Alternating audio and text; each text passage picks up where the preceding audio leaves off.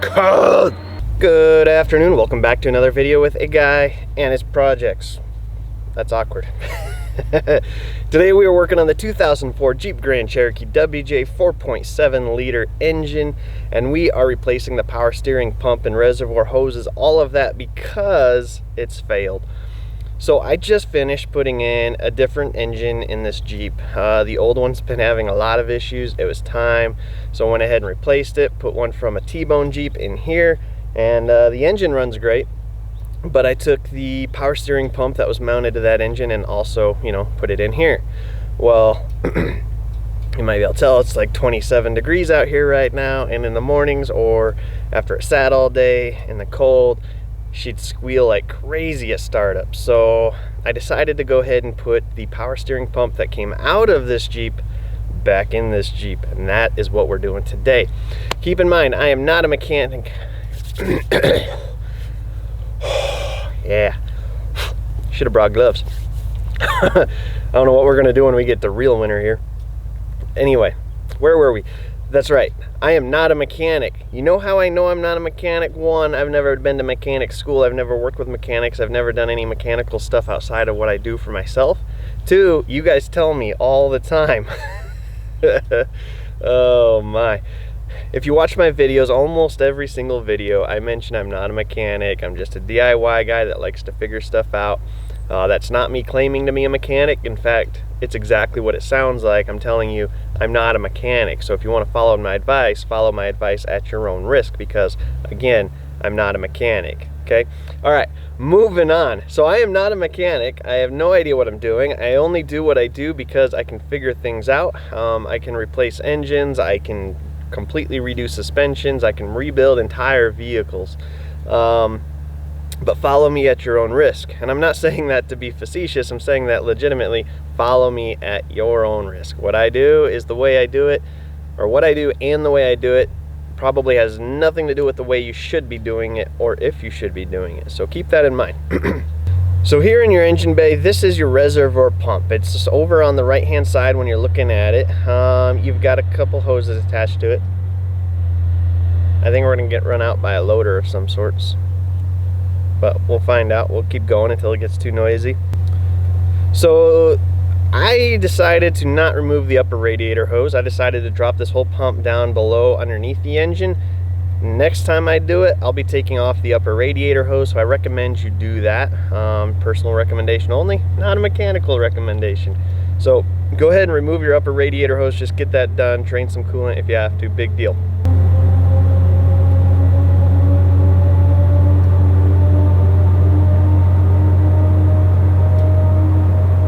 I get the feeling there's going to be a lot of humming in the background. It's like a construction site back there, so I apologize. Let's just get through this. Because I got a little bit of a sore throat too, so we just want to get done. The power steering fluid I'm putting back in this Jeep is the Master Pro brand. It says it meets the MS 5931, I believe is the code, from Mopar. That is what I'm putting in. I'm not saying you should, I'm just saying that's what I am putting in. That's what I mean when I say the fluid I am using. I'm not saying the fluid you should use, I'm saying the fluid I am using is MS 5931 compatible by Master Pro standards. So there's that. So the first thing I'm going to do is remove the oil cap dipstick thingy majiggy and get that out of my way. And then I'm going to remove the serpentine belt. Why it went in that order, you might ask? I don't know. I just happened to be looking at the dipstick cap and I pulled it. Oh well, big deal. So I remove the cap and then I remove the serpentine belt. That's just a 15mm on the belt tensioner. I like to remove the belt from the alternator first before anything else. I really apologize if that humming is super loud in the background, but whatever. We're just gonna do it. All right, so the belt, typically if I'm just doing something outside of things, I'll leave the belt in place. This one I'm just pulling all the way out of the engine bay. I'm not leaving it in whatsoever. And then I'm going to go underneath the Jeep for the next part. Underneath the Jeep, you can see the pitman arm tie rod thingy that is completely soaked in oil. If you look up at the reservoir, that's completely soaked in oil. So this pump is leaking and it's bad. So I'm guessing in the last engine it started leaking and it ran out of fluid and the pump went bad. And they just never did anything about it because it was probably summertime and it wasn't squealing super bad like it is now, and cold time. So this large flexible rubber hose coming from the bottom of the reservoir, that's got to come off. I'm going to find everything easier, or these two hoses easier to do at the fan than it is at the pump. The other hose is this larger hardline diameter going into the hydraulic fan. I'm going to get rid of that as well. I'm going to pull the big hose off and just let the reservoir drain. There's a lot of fluid in there. It's going to take a minute. And then I'm going to go ahead and attack the pump bolts, only because I didn't realize I was also taking off that big hard line. If you want to take off that big hard line while you're down there, go for it. I'm going to do this in a two-step process because, you know, I'm not a mechanic. I don't know what I'm doing. So there's 3 bolts holding the pump to the engine block. There's going to be holes in your pulley. Just line those up with the bolts and you'll get those out no problem. They back out. They're long. They're probably 3 inches long or so, maybe longer. All 3 of those got to come out. Now I went back down and removed the other hard line. The 21mm wrench seems to fit the best, but it's still a little loose, so I went ahead and broke that jam nut, or that nut loose, the flared nut, with a crescent wrench instead. Then I went to my 21mm and spun it the rest of the way off. It's tedious. You can only move a quarter turn at a time. You'll get there, just don't worry about it. So now that you've got your pump disconnected, the 2 lines down below at the fan, the hydraulic fan disconnected, there's going to be another hose on the back of the pump. Mine was hose clamped on. Again, this has been worked on before apparently. The original one from this one was crimped on. I had to cut that off to get it, you know, to go back in this Jeep again. So just be aware, maybe a hose clamp might be something you have to cut with some side cutters or tin snips or something. I don't know, but that's what I was up against. This one was hose clamped. This one was crimped. So this is where removing the upper radiator hose is probably going to benefit you more than what I did. If you remove the upper radiator hose, it looks like you should just be able to pull that pump up. Boom, easy peasy lemon squeezy. I decided to go below and pull it down from underneath because I thought it would be easier. Turns out it's not. It wasn't bad, don't get me wrong, you can do it this way just fine, but you do have to remove your oil filter, which creates a little bit more of a mess, which if you're removing your upper radiator hose, you're creating a mess. So it's take your preference. Next time I'll go above because you're not below. All right, so now you're gonna prep your new pump, whatever that means. I don't know what you bought. I don't know if you bought one of the pulley, without a pulley, with the reservoir, without the reservoir. Whatever you gotta do, get it prepped to go back in, and you can fish it back into place, and I bolted mine in to start. So you're gonna put those 3 bolts back in. Easiest to start with the top one, and then the left one, and then the bottom one, or however you wanna do it. I don't really care. But once you get that pump fished back into place and bolted into place, oh, by the way, don't bolt it into place. You gotta get that hose on the back done first. Gosh, my fingertips are cold. So the hose on the back, you need to get bolted in or tightened up, however you want that to happen, before you bolt the pump in. Also, if you went from underneath like I did, don't forget to put your oil filter back in. That would be very, very bad if you forget. All right, so now that you've reconnected that hose in the back of the pump, now you can put your 3 bolts in, torque her down to spec, whatever that torque number is. I don't know. I'm sure you guys will yell at me for not giving that to you. I'm only sure of that because you guys usually do, but that's okay. I appreciate the comments. It helps the stats. Keep them coming. All right, so the hard line, or the one that ends in a hard line down at the fan, the hydraulic fan, that's got to be routed along the fan shroud. If you were gentle enough when you ripped that apart, you could reuse some of that. If you weren't gentle enough, you got to use zip ties. I'm a zip tie guy, if you catch my drift. But you got to route that around, go down, and you can start screwing that back into place. Make sure you don't cross thread. Very easy to cross thread here, so be very careful. I put new rubber down below, not because I needed it, but because I had a strip of it in the garage already and it just happened to fit. So I went ahead and routed some new rubber, and I cut that to fit. Just make sure you keep away from any moving parts like the steering gearbox, the pitman arm, the sway bar. Don't get it pinched down in there. Just pay attention to all that when you put it into place. So now that your 2 or all 3 of your hoses are put back in, you can go up top to the reservoir. And I filled this, keyword I, not you should, just I filled this to full, and just started letting the air bubbles work down the hose. I tried to fill it very slowly so that as the fluid went in the hose, the air could escape. If you just dump it in there, you're probably gonna end up with big old air bubbles. I ended up with air bubbles anyway, so how much it matters, I don't know, but I filled it very slowly.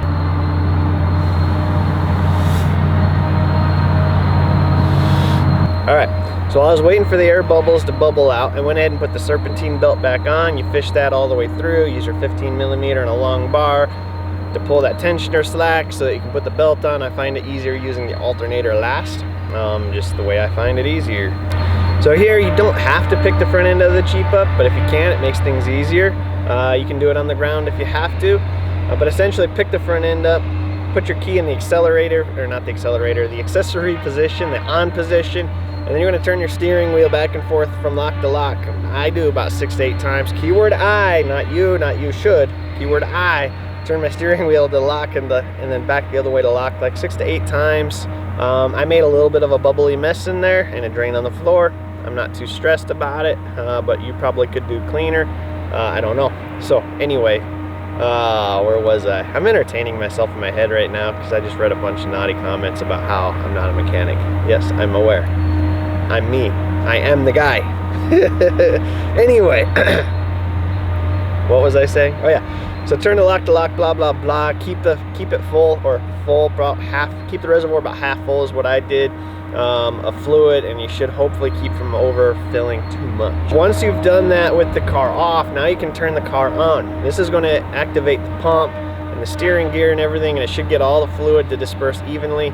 You might lose a good half a quart. The reservoir might completely empty as that happens, which is good. That's where it's supposed to go, as long as you've got the hoses connected anyhow. And you'll probably have to fill it back up again. Me, I had 2 full because I filled the reservoir all the way up, and she spilled out, as you can see in the video. When all is said and done, oh yeah, so part of having it on, yeah, you're gonna do your lock to lock, your steering wheel lock to lock another 6 to 8 times is what I did, and everything seemed to be flushed and perfect and beautiful. Haven't touched it since.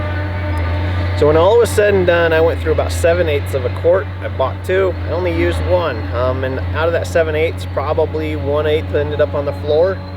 I don't know, but somewhere in there. So 1 quart did just fine. I didn't need more than 1 quart. If you're looking to know how much you might need, keywords, you might need, not you need, you might need. So in fact, also with that 7/8, I went 2-fold. When I was done cycling the steering wheel back and forth, lock to lock, I had to pull some fluid out of the reservoir because it was still too full. So yeah, 1 quart was more than enough for me. Once you're all done, just clean everything up so you can identify leaks later. Put your cap back on, check your level with the dipstick that's built into the cap, and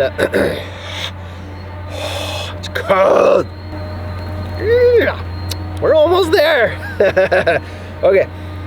So clean everything up so you can find your leaks later. If you don't clean it up, you're going to wonder what that oil's from, if it's from install or if it's from a leak later when you look at it. I feel like it just dropped another 4 degrees as the sun's coming up, and it probably did. It's 7:30 in the morning. Once you get the cap back in place and everything's good while you're sitting there idling in your driveway, go ahead and hit the streets, man. Take a drive, get her warm, take a curvy road. Just take the rest of your quart with you in case you have to add some, but check it here and there, and you'll be all good.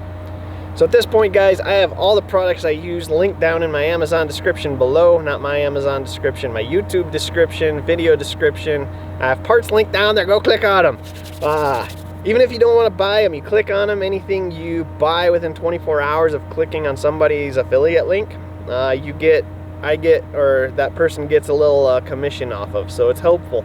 As long as you don't click on somebody else's link after mine, then they get whatever you buy. So, you know, if you're going to buy something, click on the link, buy it, helps me out. I got the products listed down below there, the fluid and all that good stuff, probably a pump too. Even though I didn't buy one, I'll find one. I'll try to find one. I also have Zelle links and Amazon links. It's cold, okay? I have Zelle links, and I have PayPal links if you want to donate directly to the channel with your hard-earned cash. It's always appreciated, keeps these videos coming. As you may have noticed, we're on an every other week posting schedule because of said finances. So if you want more, help out. If you don't want more, don't watch. If you want more, also part of helping out would be subscribing, hitting the thumbs up, leaving me a comment, even if it's just to say, yeah, doofus, you're not a mechanic. I know that, but everybody else seems to have the need to post it, so go ahead and comment that down below. Whatever you want to do. Thanks, guys. Sorry this has got background noise. There's some construction site going on apparently I didn't know about when I pulled up here, and they're very noisy. Sorry about the distractedness because it's freaking cold.